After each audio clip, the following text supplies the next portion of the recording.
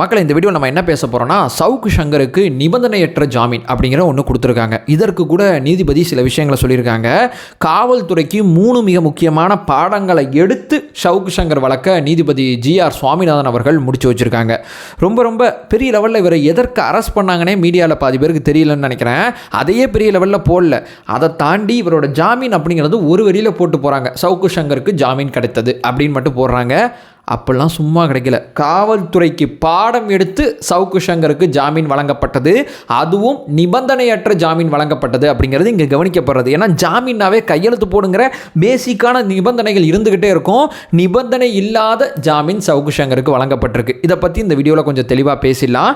One by ஒன்றா தெளிவாக நம்ம பார்க்கலாம். உற்சாக வணக்கங்கள், வாங்க பதிவுக்குள்ளே போகலாம். இப்போ முதல் விஷயம் மக்களே, நிறைய பேருக்கு சவுக்கு சங்கர் எதற்கு அரெஸ்ட் பண்ணாங்க? முன்னாடி ஏதோ போலீஸை பற்றி ஏதோ அவதூறாக பேசிட்டாங்க, பெண் போலீஸை பற்றி அவதூறாக பேசிட்டாங்க, அதற்கு அரெஸ்ட் ஓரளவு நாலேஜ் இருக்குது, அந்த செய்தி ஓரளவு நமக்கு தெரியுது. பட் இந்த கைது டிசம்பர் 24 சவுக்கு சங்கரை கைது பண்ணாங்க. ஏன் கைது பண்ணாங்க? பெரிய லெவலில் யாருக்கும் தெரியலைங்கிறது நான் பெட்டராக ஃபீல் பண்ணுறேன். ஸோ அதை நான் முதல்ல சொல்லிடலாம். மேட்ரு பார்த்தீங்கன்னா, சவுக்கு சங்கர் ஒரு கஞ்சா வழக்கு அவர் மேலே நடந்துக்கிட்டு இருக்கு. அந்த கஞ்சா வழக்கில் அவர் ஆஜராகலை. அதனால் பார்த்தீங்கன்னா நீதிமன்றம் என்ன பண்ணிச்சுன்னா, பிடிச்சிட்டு வாங்க அவரை அப்படின்னு சொல்லி பிடிவாரண்டு போட்டாங்க. கீழமை நீதிமன்றங்களில் 1 லட்சத்துக்கு மேற்பட்ட பிடிவாரண்டுங்க இப்போ வரைக்கும் நிலுவையில் இருக்குது. அந்த பிடிவாரண்டு மேலெல்லாம் பெரிய லெவலில் காவல்துறை நடவடிக்கை எடுக்கல. சவுக்கு சங்கர்னு சொன்னோன்னே காவல்துறை 350 கிலோமீட்டர் வேகத்தில் போயிட்டு பிடிவாரண்டு நீதிமன்றம் சொல்லிச்சு நாங்கள் செய்கிறோம் அப்படின்னு சொல்லி அந்த பிடிவாரண்டு உத்தரவை நிறைவேற்றுறாங்க. ஸோ பிடிவாரண்டு பிடிச்சாச்சா, நீதிமன்றத்தில் ஆஜர்படுத்திட்டாங்களா, சார் கொஞ்சம் உடம்பு சரியில்லை சார், அதனால் வர முடியல சார், போக முடியல சார், சில காரணங்களை சொல்லும்போது சரி ஓகேப்பா அப்படின்னு சொல்லி நீதிமன்றமாக அட்ஜஸ்ட் பண்ணி அந்த பிடிவாரண்டு உத்தரவை தளர்த்திருச்சு. ஆனால் சவுக்கு சங்கர் வெளியே தானே வரணும், அவரை வெளியே வர விடலை. டிசம்பர் 24 பார்த்தீங்கன்னா காவல்துறையிட்ட புகார் கொடுக்குது. அந்த புகார் அடிப்படையில் சவுக்கு சங்கர் மேலே வழக்கு பதிவு செய்யப்பட்டு கைது நடவடிக்கை நடக்குது. என்னன்னா தவறான தகவல்களை பரப்பி வித்தார் அப்படிங்கிற குற்றச்சாட்டுக்கு தான் சவுக்கு சங்கரை கைது பண்ணாங்க. எந்த காவல்துறையிட்ட புகார் கொடுத்துச்சுன்னா, நில அபகரிப்பு தடுப்பு பிரிவு இன்ஸ்பெக்டர் ஒரு வழக்கு விசாரிக்கிறார் போல.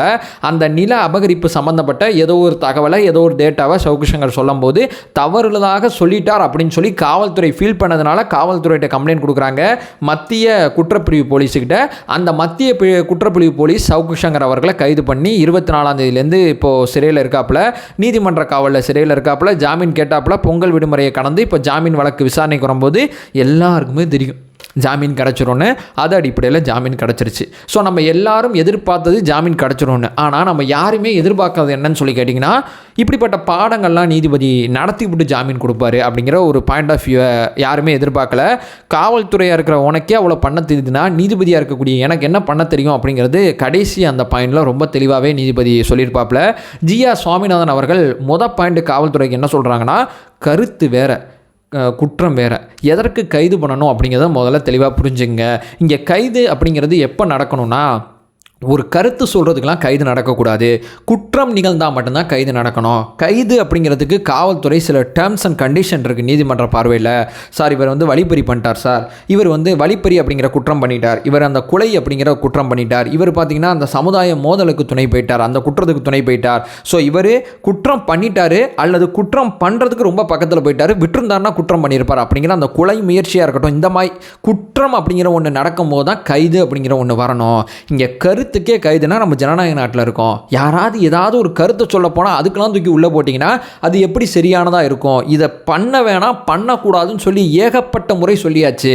எல்லாத்தையும் கடந்து காவல்துறை காதில் விழுகவே மாட்டேங்குது. அப்படிங்கிற கருத்துக்கும் கைதுக்கும் இருக்கக்கூடிய பெரிய விஷயத்தை நீதிபதி ஜிஆர் சுவாமிநாதன் அவர்கள் காவல்துறைக்கு பாடம் எடுத்திருப்பாங்க. இது முதல் பாயிண்ட். இப்போ 2வது பாயிண்ட், அப்போ இஷ்டத்துக்கு யார் வேணால் என்ன வேணால் பேசிட்டு போகலாமா? அதற்கு வழக்கு போடுங்க. வழக்கு வேறு, கைது வேறு அப்படிங்கிற ஒரு விஷயத்தையும் நீதிபதி சொல்லியிருக்காங்க. ஸோ ஒரு கருத்து ஒருத்தர் பேசிட்டார், அந்த கருத்து தவறான கருத்துனா அவர் மேலே வழக்கு பதிவு செய்யுங்க, கைது பண்ணாதீங்க.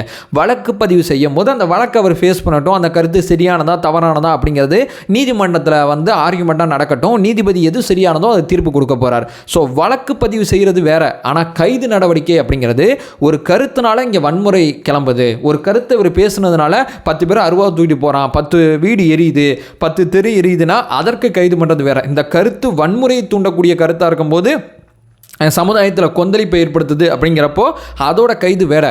அதே நேரத்தில் இதற்கு வழக்கு பதிவு மட்டும் செய்யலாம். இந்த கருத்து தவறான கருத்தாக கூட இருக்கட்டும், நில அபகரிப்பு பற்றி சவுக்கு சங்கர் பேசின கருத்து உண்மைக்குமே ஒரு பொய்யான ஒரு அவதூறு ஆதாரமற்ற குற்றச்சாட்டு என்ன வேணால் இருக்கட்டும், அதற்கு வழக்கு பதிவு செய்யலாம் காவல்துறை. வழக்கு நீதிமன்றத்தில் ஹியரிங் வரும்போது சவுக்கு சங்கர் தன்னோட தரப்பை சொல்லலாம், காவல்துறை அவங்க தரப்பை சொல்லலாம். 2 பேரில் எது சரின்னு நீதிபதி சொல்ல போகிறாரு.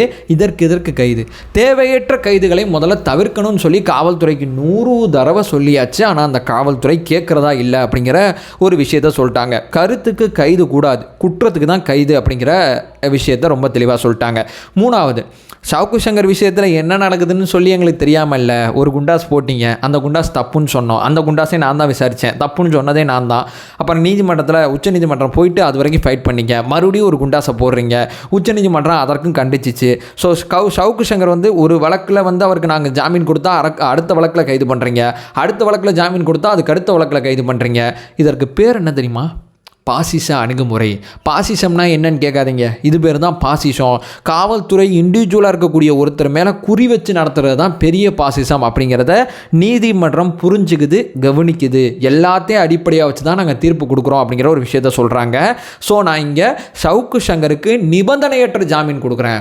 எந்த விதமான விஷயத்தையும் நீங்கள் செய்ய வேணாம், வெளியே போங்க, பார்த்துக்கலாம், வெளியே வாங்க, சிறைச்சாலையிலேருந்து வெளியே வாங்க, உங்கள் வேலையை பாருங்கள், எந்த விதமான நிபந்தனையும் கிடையாது. ஸோ மாற்றி நீங்கள் வழக்கு போடுவீங்க. உங்களுக்கு அது தெரிஞ்சுன்னா ஏதாவது இந்த மாதிரி 10 நாளுக்கு ஒருக்கா இங்கே வரணும், இங்கே டெய்லி போலீஸ் ஸ்டேஷனில் கையெழுத்து போடணும், இந்த போலீஸ் ஸ்டேஷனில் கையெழுத்து போடணும், இல்லை இந்த மாதிரி பல நிபந்தனைகள் விதிப்பாங்க. எந்த நிபந்தனையும் கிடையாது, தாராளமாக நீங்கள் வெளியே போகலாம் அப்படின்னு சொல்லி நிபந்தனையற்ற ஜாமீன் அப்படிங்கிற ஒரு விஷயத்த ஜிஆர் சுவாமிநாதன் கொடுத்துருக்காப்புல.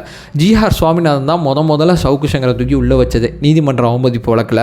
பட் குண்டாஸ் போட்டதாக இருக்கட்டும், இந்த வழக்காக இருக்கட்டும், இது அத்தனையிலுமே ஜிஆர் சுவாமிநாதன் அவர்கள் சவுக்கு சங்கருக்கு ரொம்ப பக்கபலமாக நிற்கிறாங்க.